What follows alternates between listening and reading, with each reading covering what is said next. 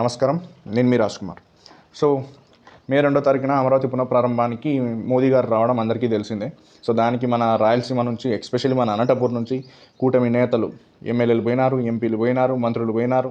కొందరైతే మోదీ గారితో చాలా జోవియల్గా కూడా మాట్లాడిన సందర్భాలు ఉన్నాయి. సో మాట్లాడే సందర్భాలు దొరికినప్పుడు ఏమన్నా మన ఆర్డిటి సంస్థకు సంబంధించి, ఎఫ్సిఆర్ లైసెన్స్ సంబంధించి ఏమన్నా అడిగినారో లేదా అనేది ఒక చిన్న ప్రశ్న. ఎందుకురా అంటే ఈ ఎఫ్సిఆర్ లైసెన్స్ రెన్యువల్ చేసేది పైన ఢిల్లీ అక్కడ ఉంటాయి ఆఫీసర్స్. అది కేంద్ర ప్రభుత్వం తెలుసుకుంటే చిటికలో పని. సో కనీసం దాని గురించి ఏమైనా అడిగినారా లేదా అనేది నాకు డౌట్. మన వాళ్ళు అయితే రాయలసీమ సంబంధించిన నేతలు ఆల్రెడీ చంద్రబాబు గారికి రిక్వెస్ట్ లెటర్ అయితే పెట్టినారు, ఇట్లుంది పరిస్థితి, ఇట్లా నడుస్తుందని చెప్పి. మరి చంద్రబాబు గారన్నా మోదీ గారికి రిక్వెస్ట్ పెట్టినారో లేదో. ఇట్లా మా అనంతపూర్ జిల్లాకు సంబంధించి ఒక సంస్థ ఉంది, దానికి ఎఫ్సిఆర్ లైసెన్స్ రెన్యువల్ అవ్వట్లేదు, అది కాస్త మీరు తెలుసుకుంటే చేయొచ్చు అని చెప్పి ఆయనన్నా అడిగినారో లేదో.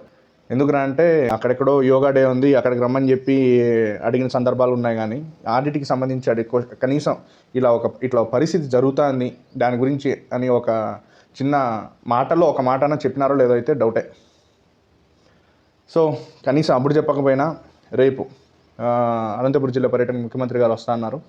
సో ఇప్పుడైనా మా అనంతపూర్కి సంబంధించి, మా అనంతపూర్లో ఎంతోమందికి ఉపాధిని, విద్యని, క్రీడారంగంలో అన్నిట్లో తమ సేవలు అందిస్తున్న ఆడిట్కి సంబంధించి కనీసం ఇప్పుడైనా ముఖ్యమంత్రి గారు కొద్దిగా మంచి మనసు పెట్టి ఆలోచిస్తారని ఆశిస్తున్నాం.